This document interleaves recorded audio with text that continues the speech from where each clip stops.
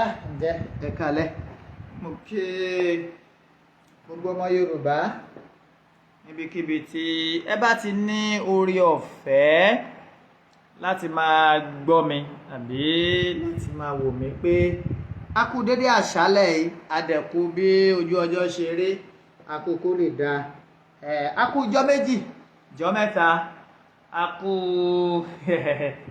bí gbogbo ẹ ṣe rí lórílẹ̀‐èdè Nàìjíríà. Ó dá mi lójú pé lágbára lọ́wọ́ Ọlọ́run ibi ire la máa gbé ẹrù wa kà. Ẹ wò ó, ẹ kálẹ́, ṣáájú gbogbo kí Olúwa kó bùkún orílẹ̀-èdè mi, kí Olúwa kó bùkún mi, kí Olúwa kó bùkún gbogbo ẹ̀yin olólùfẹ́ mi pátápátá nílé lóko àti lẹ́yìn òde. Ǹtí ìpààrọ̀ orúkọ mi náà ni Omiyale Adémọ́lá, gbogbo èèyàn mọ̀ sí Kowé TV báyìí. Mo kí yín o, mo dẹ̀ lò yín lọ́gọ ẹnu. Kí ló gbé mi wá ta? Kò yẹ kí n jáde wá sọ̀rọ̀, àmọ́ àwọn àgbà bọ̀ wọ́n ní ojú tì ọ́, ojú tọ̀rẹ́ mi, ojú ò tì ọ́. Dájúdájú ó lójú tì ni o, ó lójú tì. Àkàbà tí èèyàn bá dẹ̀ bá gòkè, ẹ wò ó, èèyàn kì í ṣe kíni, èèyàn kì í rí bọ́, èèyàn ń ṣe kíni, àkàbà téèyàn bá gòkè, èèyàn ń ṣe kíni, èèyàn bẹ́ẹ̀ níye. Ẹ jọ̀ọ́ ẹ bá ń ṣíà ètò yìí, ẹ bá ń ṣíà ẹ̀. Mo fẹ́ fún bọ̀dá mi àkàndá ọ̀rọ̀ Awikonko, Àjàó àrò asọ̀rọ̀ lójú ọlọ́rọ̀. Mo fẹ́ kó wọn lẹ́sìn ọ̀rọ̀ wọn lórí ọ̀rọ̀ olóyè Sunday Àdìsá ọmọ Adéyẹmọ, àkùkọ gàgàrà tó gorí àpáta lọ rèé lé téńté, ojú tó lé ojú tó ko. Olówó orí ọkọ Tóyọ̀sí ọkọ Adérọ́pò, bàbá Michael, bàbá Yọ̀mídé, bàbá Ronaldo, bàbá Àṣàbí. Mo fẹ́ fún Awikonko lésì ní èsì ọ̀rọ̀, mo fẹ́ fún àkàndá ọ̀rọ̀ Awikonko.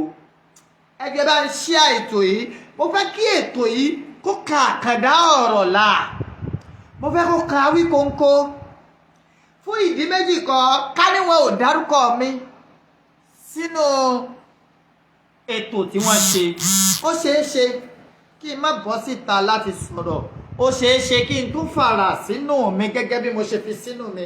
Ẹ bá ń ṣíà ẹ̀, mo ní gbólóhùn ẹyọ kan àbí méjì láti sọ kí bọ̀dá mi àkàndá ọ̀rọ̀ Awikonko kó lè yé wọn sáká pé èmi o Adémọ́lá ọmọ Omiyale, mi ò ní nǹkan kan against olóyè Sunday Àdìsá ọmọ Adéyẹmọ. Mi ò ṣe kíni, mi ò ní nǹkan kan against olóyè Sunday Adéyẹmọ tí gbogbo ayé mọ̀ sí Sunday Igboho. Torí ọ̀fẹ́ bá wà fún yín láti kojú olóyè Sunday Igboho, ẹ kojú wọn lára mi, ẹ má jẹ́ kó kọ mi ó hàn bẹ́ẹ̀. Àwọn èèyàn bẹ̀rẹ̀ sí ní pè mí lọ́tún lósì. Ẹ jẹ́ kọ́kọ́ yànnàná ọ̀rọ̀ kan, ẹ jẹ́ kọ́kọ́ ṣàlàyé ọ̀rọ̀ kan kí nà ń bẹ́ẹ̀ fọmọ Yorùbá lábẹ́ bó ti lè wò ó rí. Olóyè Sunday Àdìsá ọmọ Adéyẹmọ ò lè ránṣẹ́ ẹkú sẹ́nìkọ̀ọ̀kan kí wọ́n lọ pèèyàn fún kíni, kí la bá débẹ̀, kí la bá débẹ̀, eré kí la bára wa débẹ̀ tá a fi máa wá ránṣẹ́ ikú síra ẹni. Àmọ́ àlàyé lórí ẹ̀ má ṣe níwọ̀n bá àṣẹ̀jú tí mo fẹ́ lò tí ò ní pẹ́ rárá. Mi ń ṣe lẹ́yìn torí kẹ́lẹ́ nífẹ̀ẹ́ mi, because kò sí bá a ṣe fẹ́ sàlọ̀ fẹ́ni tí ò fẹ́ràn ẹni. Ká wí náà orí àìnífẹ̀ẹ́ ẹni náà ló máa já sí.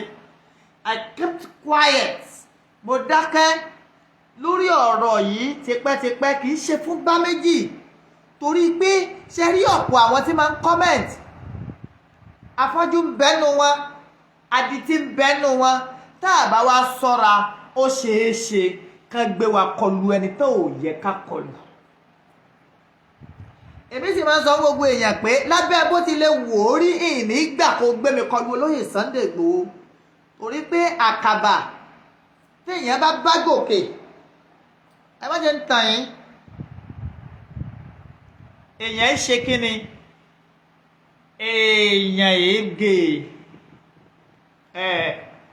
ó tẹ́ mi lọ́rùn gẹ́gẹ́ bí àwọn kan ẹgbẹ́ tá a bá jí láàárọ̀ èpè ní kùlà oríṣiríṣi èpè ó tẹ́ mi lọ́rùn pẹ̀lú èpè yẹn ju kí n sọ tí ò yẹ kí n sọ lọ. nítòótọ́ lọ́lọ́pàá gbìyànjú láti mú èmi Adémọ́lá ọmọ Omiyale ní àyájọ́ ọjọ́ ìtúnú àwẹ̀ mo wà ní ilé mi ní Òṣogbo àmọ́ adúpẹ́ wípé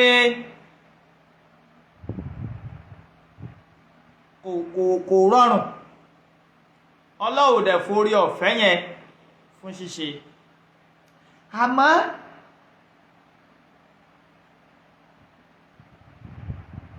fún bọ̀dá mi Àkàndá ọ̀rọ̀ Awikonko ṣe rí ọ̀rọ̀ tí ń jà ràìnràìn tẹ́bẹ́rẹ̀ wu àwọn èèyàn òpònú pọ̀nú àwọn tí máa ń comment aláìnílàákàì amukumẹ́kọ̀ọ́ ẹ̀dá tẹ́bẹ́ wo àwọn ètò tá a máa ń ṣe ẹni àkọ́kọ́ tó bá kọ́kọ́ comment ọ̀rọ̀ tó bá kọ́kọ́ sọ ní làwọn yòókù náà máa sọ wọn ò kí ní làákàì láti ṣe kíni láti wò pé kíni tí ń ṣẹlẹ̀ gangan. Olóyè Sunday Igboho Àdìsá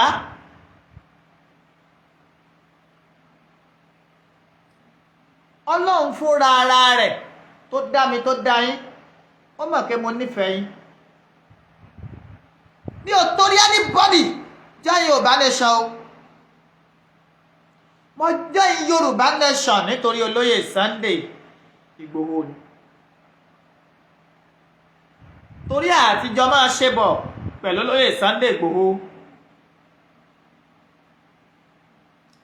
torí àtijọ́ wà pọ̀ pẹ̀lú Olóyè Sunday Igboho tí èé ṣe ọdún kan tí èé ṣe méjì. I've once been the chairman Yoruba Council of Youth worldwide, Oyo State, and the chairman of all chairmen, the Southwest. Ẹ lọ rèé béèrè ẹ jẹ́ kan sọ fún yín kábíyèsí Aláàfin Ọ̀yọ́ Ọba Lámídì Ọláìwọlá Àkàndá wọ́n mọ̀ Ọ̀nìrìṣà àrólé Oòduà jìgbìnìbí àti àkún aláṣọ àlà funfun gbò ọ̀jájá àfìdí ọ̀tẹ̀ jalẹ̀ wọ́n mọ̀ àmọ́ àwọn èèyàn gbìyànjú bíi kí wọ́n da àjọṣepọ̀ yẹn rú oríṣiríṣi ìpè ló lọ kò sí bó ṣe lè máa jẹ́ láyé ẹni tí ó kú tòní tọ̀la ẹ mọ̀ béèyàn bá ro kúrò mí yọ pàṣán ayé tọmọtọmọ yọ pàdánù àwọn tó bí lọ́mọ yọ pàdánù ara rẹ̀ gbogbo tó bá gbọ́wọ́ ara rẹ̀ ṣe láàárọ̀ yọ bàjẹ́ lọ́sàn-án torí ìrìn aburú sèyàn kankan. in tó jẹ́ kí wọ́n bá ẹgbẹ́ mi Àkàndá ọ̀rọ̀ Awikonko kí n fẹ́ fún wọn lésì kò kọjá orúkọ mi tán dá dídákẹ́ tí mo dákẹ́ kì í ṣe tó jó kì í ṣe ta ilé sọ̀rọ̀. I'm over 30 years of age. Even constitution gan tó ń sọ lọ Nàìjíríà ó ní pé tó bá ti pé 18 o ti lè make a decision ẹ láti wá lọ sọ́dọ̀ Aṣíwájú Bọ́lá Ahmed Tinubu fún Aṣíwájú Bọ́lá Ahmed Tinubu ní àtìlẹ́yìn. I believe it is my own decision tí ò ní ṣe pẹ̀lú Olóyè Sunday Igboho. Bọ́dá mi Àkàndá ọ̀rọ̀ Awikonko ẹ kò kù ṣẹ́rí kìí ṣe gbogbo ajá tó bá gbóni láyé là á sọ̀rọ̀ sí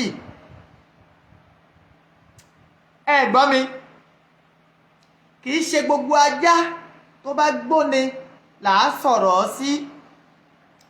Gẹ́gẹ́ bí ọ̀rọ̀ tẹ́ máa ń sọ, àwa ti bẹ̀rẹ̀ sí ní wo àkàndá ọ̀rọ̀ Awikonko látàyé ìgbà kan ti ń daṣọ́ bojú. Alhamdulillahi Rabbil Alamin. Ìta jẹ́ kọ́mọ́, ìta jẹ́ kọ́mọ́, ìta jẹ́ ni. Ní gbogbo ayé, picnic rèé. Mo rówó rà á, ẹ̀sìn rí, èsì ìtàn ti já. Kìí ṣe èyí tán ti já. But ẹ jẹ́ bára wa sòótọ́ ọ̀rọ̀. I'm not doing this for you to love me. Don't love me, I don't love you. Mi sì gbowó lọ́wọ́ anybody. I don't bloody care what you say up behind me. Ọ̀rọ̀ ẹ̀yìn ni.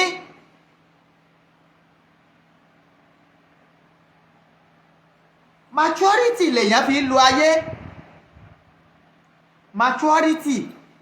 Kí ni kémi ó ṣe? Ẹjọ́ bẹ́lẹ̀ ọba wí ọ̀dàlẹ̀ ní ìmọ̀ ilẹ̀ tó lórí burúkú gbé fún mi tí mo lọ rèé dànù tí mo fi wá dọ̀dàlẹ̀. Sùúrù sì là ń pè ní bàbá ìwà. Ìyẹn gbọ́dọ̀ lè ní sùúrù. Àkàndá ọ̀rọ̀ Awikonko.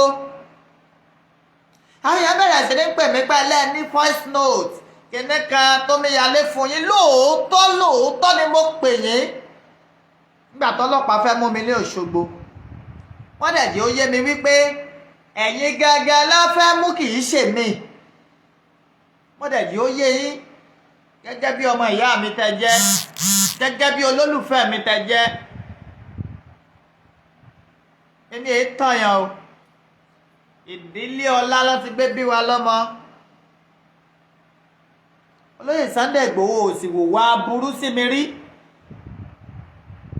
So tẹ́ ẹ bá pè mí lọ́dàlẹ̀ ọba ńlá mú níwọ̀n bá àgbà tó bá ti jẹ́ wípé ọ̀dàlẹ̀ tẹ́ ẹ pè mí yẹn kì í ṣe pé ẹni mo pààyàn. Èmi nìkan kọ́ ni màá kọ́kọ́ jọ́ dàlẹ̀. Ìsìnfògbò ojú lọ́ọ̀ pé kó wá wò mí àbí kó gbọ́n tí mo fẹ́ sọ. Why don't you just unfollow me? Tó bá yẹ pé ò ní làákàyè. Kí ló dé tẹ́ ya òpònú? Kí ló dé tẹ́ ya amukun mẹ́kọ? Kí ló dé tẹ́ ya ẹni tí ò ní làákàyè? Kí ló dé tán bí yín sínú ayé? Ẹ mọ̀ pé ọba ọmọdé lọ́nà, ọba gbà lọ́nà oní ó fún ọ ní ọgbọ́n. Ọmọ bóyá lórí burúkú àgbà yẹn, ọmọ bóyá ju òkò lu aláǹgbá dàgbà ni. Ọmọ bóyá ju òkò lu aláǹgbá dàgbà ni. Àjọṣepọ̀ èmi pẹ̀lú Olóyè Sunday Igboho láti jọ́ tẹ́ ẹ ti ń pariwo. Ǹjẹ́ wo lẹ rí? Ìwọ tó o bá rí fídíò ibi mo ti gbé sọ̀rọ̀ Olóyè Sunday Igboho láì dá ń ta náà. Mú síta torí wípé ẹ ní ọpọlọ, ẹ ní brain sí ọ.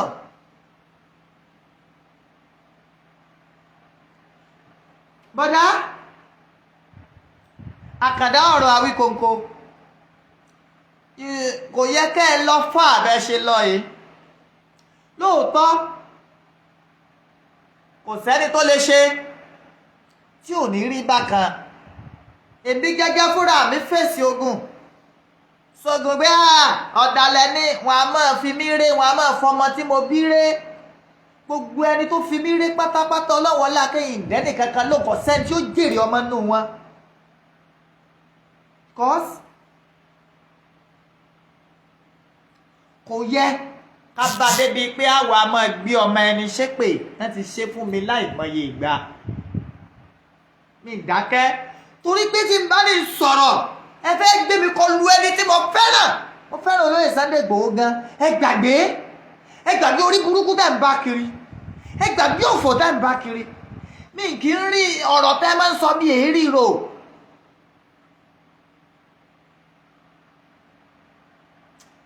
Mi kì í rí rò. Ọ̀rọ̀ tẹ́ máa ń sọ gbà mí èpè yẹn mi èérí rò. Mo máa ń rí pé èmi ni mo rọ̀yọ́ mọ tọ̀yọ́ bọ̀, èmi ní ìdí tí mo gbégbèsè tí mo gbé mi lóye. Ẹ ní láti táàgì ìṣòro tèmi mọ́ tẹlòmíì. No, ẹ fi ìṣòro mi lẹ̀ fún mi, ẹ jẹ́ ń dágbé. Wọ́n lọ ní mo ní voice note, mo nígbà kan olóyè náà fẹ́ pa wá, àṣìgbọ́ ọ̀rọ̀ ni. Èmi o Adémọ́lá ọmọ Omiyale, olóyè ọ̀fẹ́ pè mí o. Àwọn ọlọ́pàá tí wọ́n láwọn àwọn fẹ́ àrẹ́sì wọ́n lè mọ Yorùbá kan lọ ní kinní kan pé Awikonko defame olóyè Sunday Igboho. But wọ́n rí pé mo súnmọ́ olóyè Sunday Igboho, wọ́n fẹ́ fi mú olóyè Sunday Igboho, and with enough of evidence about that. Mo dẹ̀ pé bọ̀dá mi Awikonko, ẹ̀gbọ́n wọ́n ti fẹ́ gbé mi o, ibi ọba wà na pápá bora. Ṣé kí ni na pápá bora? Olóyè Sunday Igboho Ọlọ́run ní kọrin àjò ẹ̀dá bó ṣe wù ú. Mo rántí dáadáa nígbà tí mo bọ́ta l'Àbújá, tí mo wá sí Benin Republic, èmi pẹ̀lú Alhaji Raji Kazeem Àṣekúnlówó Emir. Mo fojú kàn yín, omi bọ́ lójú mi. Ọ̀pọ̀ àwọn tó bẹ̀rẹ̀ sí ní ṣe yánmayànmá ní ìsìn, wọ́n rí àwọn nǹkan yẹn gbà náà, wọ́n rí ń táwa rí. Àmọ́ wà la mọ̀ ń taari. Alhamdulillahi Rabbil Alamin. Mo dúpẹ́ pé mo jẹ́ ọ̀dàlẹ̀ lónìí. Àmọ́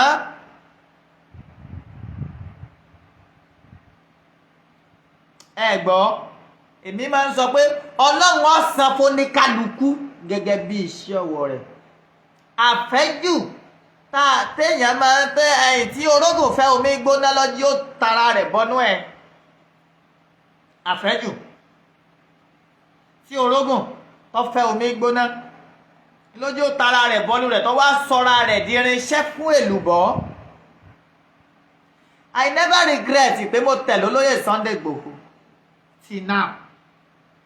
Bàbá mi ni, ọ̀gá mi ni, ẹ̀gbọ́n mi ni, olólùfẹ́ mi ni. And there is nothing you do. Ẹ̀rí pé láti jọ́ yìí mo torí bọnú gbogbo nǹkan tí Sugar Boy ní láyé rẹ̀, Ọlọ́run ọba ò ní jẹ́ ó bàjẹ́. Àtàlájì Raji Kazeem Àṣekúnlówó, tó bá sọ̀rọ̀ lọ sọ̀rọ̀ gbọ́, inú mi á bàjẹ́, mo dání tí ò lè súnlé fún nǹkan mẹ́kọ̀ọ́, torí pé agbọ̀rọ̀ ọ̀dùn ń bẹ nínú àwọn èèyàn. Ẹ má jẹ́ ìyá lọ́ba yẹn. Àkàndá ọ̀rọ̀ Awikonko ẹ̀kọ́ kù bọ́dá. Bára ẹni bá ṣe ń tà àfẹ́ ó ṣe làwí o, ń tẹ́ ẹ ṣe ó kù díẹ̀ káàtó. Lóòótọ́ lèmi náà gba voice record yẹn wípé wọ́n deport olóyè Sunday Igboho. Àmọ́ ẹni tẹ́ ẹ ti jọ wà tí èyí sọdún kan tí èyí sọdún méjì, ìbéèrè tẹ́ ẹ béèrè tẹ́yìn rò kì í ṣe gbogbo ajá olóyè Sunday Igboho, kì í ṣe gbogbo ajá tó bá gbóòyàn pátá lèèyàn máa ń sọ̀kò mọ́ o. Téèyàn bá sọ̀kò mọ́ gbogbo ajá tó bá ń gbóòyàn, èèyàn padà di wèrè.